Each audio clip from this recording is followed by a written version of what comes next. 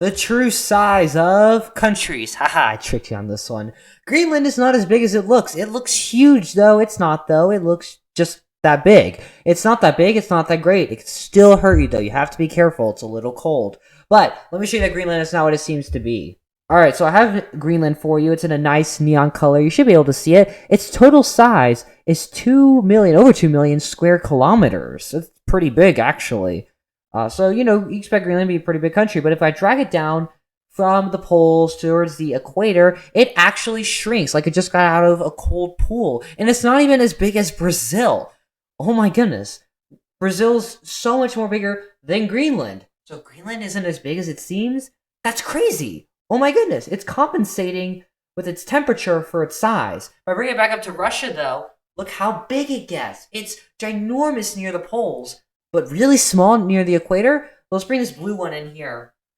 I'm going to jog one back down there. We're going to make a comparison. Look, Greenland, the same country, both are the same size on Earth. Like in the universe, they're the same size, but on this map, they look different depending on where they are.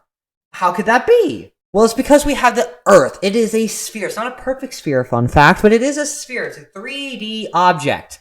And we're putting it on a 2D object, like paper. All maps are paper. And you can't put a 3D object perfectly on a 2D object, like paper, without some distortion. And that's what occurring here is distortion in the size of Greenland. The shape is preserved, but the size is distorted. It is not right. All 2D maps, which I'm showing some on the screen now, have some distortion, like this one. The Robinson projection has distortion in size, shape, area, and distance. Those are the 4 aspects of a map that can be distorted. Look at this one. This one is really, really cool. I like this projection. So that's what we call these maps, projections, because none of them are actually perfect representation of the Earth. Some are better than others. Like this one is a lot better to read and use than this one. The one I just showed you, the Mercator projection, is the one I was just playing with on that website where I was moving Greenland around. It's actually the same one that Google Maps uses. So if you go to Google Maps, you can see here, oh my goodness, Greenland is huge. Sweden, let's look at Sweden for a second. Is Sweden bigger than Madagascar? That's a question for you. Now you could Google this, or I could show you if it is bigger than Madagascar. So let's move back to our trusty website here, and we're going to move Sweden down to Madagascar, and look at that.